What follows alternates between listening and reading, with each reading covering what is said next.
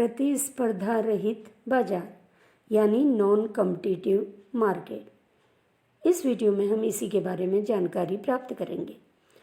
प्रतिस्पर्धा रहित बाजार में एकाधिकार, एकाधिकारी प्रतिस्पर्धा और अल्पाधिकार का अध्ययन किया जाता है। यानी एकाधिकार, एकाधिकारी प्रतिस्पर्धा और अल्पाधिकार का अध्ययन प्रतिस्पर्धा रहित बाजार के अंतर्गत किया जाता है। सबसे पहले देखिए एकाधिकार या मोनोपोली क्या है। एकाधिकार या इसको मोनोपोली कहते हैं। एक बाजार संरचना जिसमें एक एकल विक्रेता होता है एकाधिकार कहलाता है। एक एकाधिकारी बाजार संरचना में यह आवश्यक है कि एक विशेष वस्तु का एकल उत्पादक हो, उस वस्तु का कोई स्थानापन्न वस्तु नहीं हो और इस स्थिति को लंबे समय तक बनाए रखने के लिए पर्याप्त प्रतिबंध की आवश्यकता होती है ताकि किसी अन्य फर्म को बाजार में प्रवेश करने तथा वस्तु का विक्रय करने से रोका जा सके। तो इस तरह से एकाधिकार में एक विक्रेता होता है, विक्रेता यानी बेचने वाला, एक उद्योग है यहाँ पे और उसमें जो फर्म होती है वो एक ही होती है। तो इस तरह से जो फर्म है वही उद्योग है, समझ लीजिए। अब एकाधिकार की परिभाषा देखिए। सबसे पहली परिभाषा प्रोफेसर मैकॉनल के द्वारा दी गई है। शुद्ध एकाधिकार की स्थिति उस समय होती है जब एक अकेली फर्म एक वस्तु का एकमात्र उत्पादक होती है जिसका कोई स्थानापन्न नहीं होता। अब इसी तरह से दूसरी परिभाषा देखिए, प्रोफेसर ब्रेफ के द्वारा दी गई। शुद्ध एकाधिकार के बाजार में एक विक्रेता होता है। एकाधिकारी मांग बाजार की मांग होती है। एकाधिकारी कीमत निर्माता होता है। एकाधिकार स्थानापन्न का अभाव प्रदर्शित करता है। अब एकाधिकार में फर्म कीमत निर्धारक होती है। कीमत जो तय करती है वो फर्म करती है। एकाधिकार में फर्म और उद्योग में कोई अंतर नहीं होता। पूर्ण प्रतियोगिता के उत्पादक की तरह एकाधिकारी कीमत प्राप्त करता नहीं होता बल्कि कीमत निर्धारक होता है। किंतु एकाधिकारी किसी वस्तु की कीमत और उस वस्तु की पूर्ति दोनों को एक साथ नियंत्रित नहीं कर सकता। यदि उसको विक्रय को बढ़ाना है तो उसे कीमत कम करनी पड़ेगी। यानी जब वो कीमत कम करेगा तब उसकी वस्तु ज़्यादा बिकेंगी। अब देखिए एकाधिकार की क्या विशेषताएं हैं। सबसे पहला है एक विक्रेता और अधिक क्रेता। एकाधिकार में उत्पादन करने वाली एक ही फर्म होती है और विक्रेता जो हैं ये बहुत अधिक होते हैं।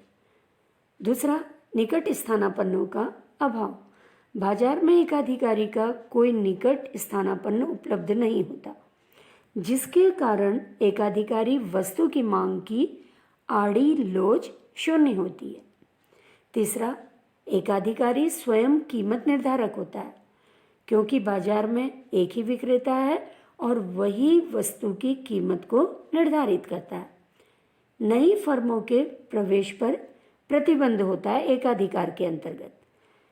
एकाधिकार में नई फर्मों का उत्पादन क्षेत्र में प्रवेश पूरी तरह से प्रतिबंधित होता है। एकाधिकारी फर्म का बाजार में कोई प्रतियोगी नहीं होता। फिर अगला है मांग वक्र का ऋणात्मक ढाल। एकाधिकारी मांग वक्र ऋणात्मक ढाल वाला होता है और सीमांत आगम और औसत आगम, सीमांत आगम जो है औसत आगम से कम होता है। इसी तरह से कीमत विभेद की संभावना होती है, यानी प्राइस डिस्क्रिमिनेशन की संभावना होती है। कीमत विभेद से मतलब होता है किसी एक वस्तु को विभिन्न उपभोक्ताओं को अलग अलग कीमत पर बेचना, ये कीमत विभेद कहलाता है। एकाधिकारी की स्थिति में कीमत विभेद की संभावना होती है। अब है एकाधिकारी का कीमत पर पूर्ण नियंत्रण, किंतु पूर्ति मात्रा पहले से निश्चित नहीं होती है। एकाधिकारी एक समय पर कीमत और उत्पादन स्तर दोनों को निर्धारित नहीं कर सकता। यदि वो कीमत तय करता है तब उसे उस कीमत पर उपभोक्ता की मांग के अनुरूप उत्पादन पूर्ति तय करनी पड़ेगी और यदि वह उत्पादन स्तर पहले से तय करना चाहता है तब उसे वह कीमत तय करनी पड़ेगी जिस पर उसके उत्पादन के बराबर उपभोक्ता की मांग हो जाए। यानी हम कह सकते हैं एकाधिकारी का कीमत पर पूरा नियंत्रण होता है, लेकिन वस्तु की पूर्ति की मात्रा पूर्व निश्चित नहीं होती। अब एकाधिकार क्यों उत्पन्न होता है, क्या कारण है इसके, देखिए। सबसे पहला है इसमें कच्चे मालों का केंद्रीकरण। किसी वस्तु के निर्माण के लिए जब संपूर्ण कच्चा माल किसी एक विशेष क्षेत्र से आता है तो एकाधिकार का जन्म होता है।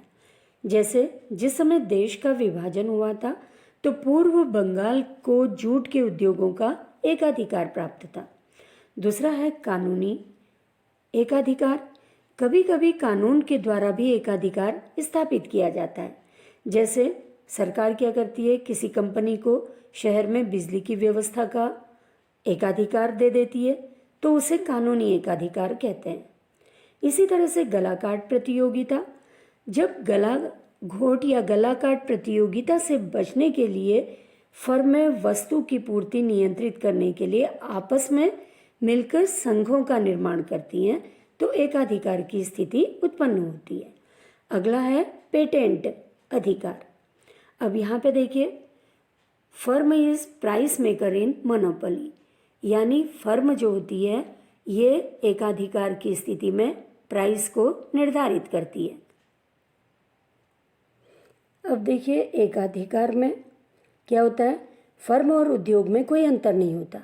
फर्म ही उद्योग है या उद्योग ही फर्म है। एकाधिकार में मांग वक्र ऋणात्मक ढाल वाला होता है। पूर्ण प्रतियोगिता के उत्पादक की तरह एकाधिकारी कीमत प्राप्तकर्ता नहीं होता बल्कि कीमत निर्धारक होता है। किंतु एकाधिकारी किसी वस्तु की कीमत तथा उस वस्तु की पूर्ति दोनों को एक साथ नियंत्रित नहीं कर सकता। यदि वह विक्रय को बढ़ाना चाहता है तो उसे कीमत कम करनी पड़ेगी। तो इस तरह से एकाधिकारी के लिए सीमांत आगम कम होता है औसत आगम से। अब इसमें देखिए क्या होता है एकाधिकार में। अब देखिए एकाधिकार में औसत आगम सीमांत आगम से अधिक होता है। वस्तु की कीमत सीमांत लागत से अधिक होती है। कीमत ऊंची और उत्पादन स्तर कम होता है। कीमत विभेदीकरण संभव और लाभप्रद होता है। इसी तरह से फर्मों का उद्योग में प्रवेश प्रतिबंधित होता है। उद्योग में एक अकेली फर्म होती है। फर्म अपने अनुकूलतम आकार से कम पर संतुलन में होती है। दीर्घकाल में केवल लाभ ही मिलता है, चाहे लागत घटती हो, स्थिर हो या बढ़ती हो। दीर्घकाल में घटती लागत, स्थिर लागत और बढ़ती लागत तीनों दशाओं में उत्पादन होता है। अब एकाधिकारी के अल्पकालीन लाभ की स्थिति को हम ग्राफ के द्वारा समझेंगे। अब देखिए इस ग्राफ में, जो यहाँ पे ग्राफ दिखाया हुआ है, इसमें आपको दिख रहा होगा एक जो वक्र है ये सीमांत आगम का वक्र है जिसको MR के द्वारा दिखा रखा, और एक है औसत आगम का वक्र। सीमांत आगम औसत आगम से कम होता है। यहाँ पर प्रति इकाई लागत SX है। इसमें आपको दिख रहा होगा SX जो है ये प्रति इकाई लागत है। यानी एकाधिकारी को प्रति वस्तु RS के बराबर फायदा हो रहा है। तो संपूर्ण उत्पादन OX में, उत्पादन अगर OX होगा तो उस समय एकाधिकारी को जो लाभ होगा वो कितना होगा, PRQS जो एक आयत दिख रहा है उसके बराबर लाभ होगा। तो इस तरह से एकाधिकारी को जो अल्पकालीन लाभ की स्थिति यहाँ पे दिखा रखी है, ये क्या है, PQRS जो है ये लाभ की स्थिति यहाँ पे दिखाई हुई है। अब इसमें देखिए आगे को, इसमें देखिए जो संतुलन बिंदु है एकाधिकारी का ये ई पर दिखाया हुआ है। यानी जो ई पर संतुलन बिंदु है यहाँ पर एकाधिकारी संतुलन की दोनों शर्तें पूरी हो रही हैं। कौन सी शर्त, इस बिंदु पर सीमांत आगम सीमांत लागत के बराबर होता है और इस संतुलन की दशा में वस्तु की कीमत RX यानी OP होगी। इस कीमत पर एकाधिकारी OX वस्तु का उत्पादन करेगा और इस तरह से उसको लाभ कितना होगा, PRSQ के बराबर लाभ प्राप्त होगा। इस वाले ग्राफ में देखिए, यहाँ पे एकाधिकारी के सामान्य लाभ की दशा को दर्शाया हुआ है। सामान्य लाभ को शून्य लाभ भी कहा जाता है। सामान्य लाभ से अभिप्राय है कि एकाधिकारी वस्तु की औसत उत्पादन लागत के बराबर वस्तु की कीमत तय करता है। जब लागत और कीमत दोनों बराबर हो जाएंगी तो उस समय लाभ जो है ये शून्य हो जाएगा, या इसे हम कह सकते हैं सामान्य लाभ की स्थिति कहते हैं। अब इसमें देखिए चित्र में एकाधिकारी का संतुलन बिंदु ई है। ई पे संतुलन बिंदु का मतलब क्या है, यहाँ पर एम आर और एम सी वक्र एक दूसरे को काट रहे हैं। एम आर जो है ये सीमांत आगम वक्र है, एम सी जो है ये सीमांत लागत वक्र है। तो इस स्थिति में एकाधिकारी को कोई अतिरेक प्राप्त नहीं हो रहा है, यानी औसत आगम बराबर औसत लागत के है, या कीमत बराबर ओपी के है, उत्पादन ओएक्स है, एकाधिकारी को शून्य लाभ मिल रहा है। अब एकाधिकारी जो है इसको हानि भी हो सकती है। तो एकाधिकारी को अल्पकालीन हानि की स्थिति में देखिए, यहाँ पे कभी कभी एकाधिकारी वस्तु की मांग कुछ स्थितियों के कारण इतनी कमजोर हो जाती है कि एकाधिकारी को वस्तु की कीमत उस वस्तु की औसत लागत से भी कम मिलती है। यह हानि की स्थिति होगी। एकाधिकारी अल्पकाल में औसत परिवर्तनशील लागत या एवीसी से अधिक कीमत प्राप्त होने पर इस आशा में कार्य करता जाता है कि दीर्घकाल में यह हानि लाभ में परिवर्तित हो जाएगी। अब इस चित्र में देखिए, आर एक्स जो है वस्तु की प्रति इकाई कीमत को दिखा रहा है।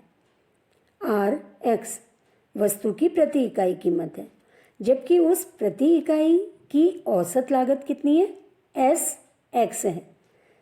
अर्थात प्रति इकाई उत्पादक को एस आर हानि हो रही है, नुकसान हो रहा है।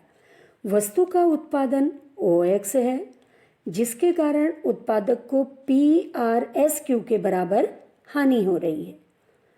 कीमत कितनी है, ओपी है, उत्पादन ओ एक्स है, कुल हानि कितनी है, प्रति इकाई हानि गुणा कुल उत्पादन।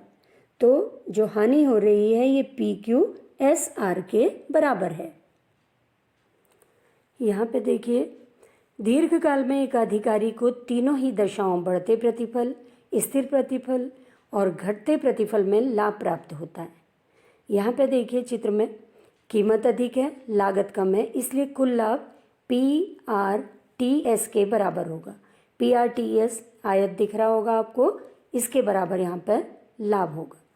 अब इसमें देखिए जो चित्र दे रखा, ये जो चित्र है यहाँ पे बढ़ते प्रतिफल या हम कह सकते हैं घटती लागत की दशा में एकाधिकारी संतुलन दिखाया गया है, जहाँ जो औसत लागत है, सीमांत लागत दोनों गिरते हुए हैं, लेकिन जो सीमांत लागत वक्र अधिक तेजी से गिर रहा है।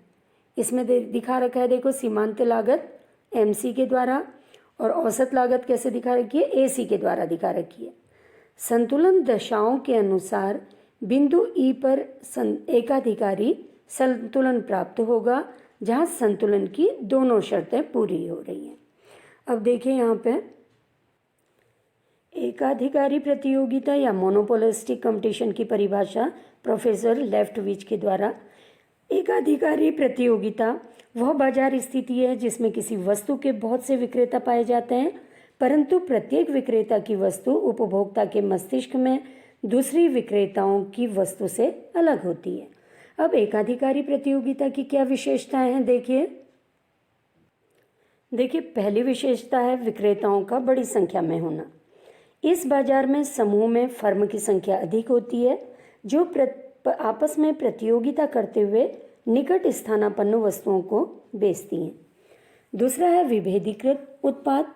समूह की फर्मों द्वारा उत्पादित वस्तुएं बिल्कुल एक समान नहीं होती, आपस में निकट स्थानापन्न होती हैं। तीसरा है प्रतिबंधित प्रवेश और बहिर्गमन। इसका मतलब कोई भी फर्म समूह में प्रवेश करके निकट स्थानापन्न का उत्पादन कर सकती है। चौथा है विक्रय लागतें। विक्रय लागतें एकाधिकारी प्रतियोगिता का एक विशेष गुण है। विज्ञापन एवं प्रचार इस बाजार संरचना में बहुत आवश्यक है। फिर है बाजार का अपूर्ण ज्ञान। एकाधिकारी प्रतियोगिता में क्रेताओं को बाजार का पूरा ज्ञान नहीं होता, जिसके कारण क्रेता को काल्पनिक रूप से वस्तु विशेष श्रेष्ठ लगती है। अगला है गैर कीमत प्रतियोगिता। एकाधिकारी प्रतियोगिता में फर्मों के बीच गैर कीमत प्रतियोगिता भी एक विशेष स्थान रखती है।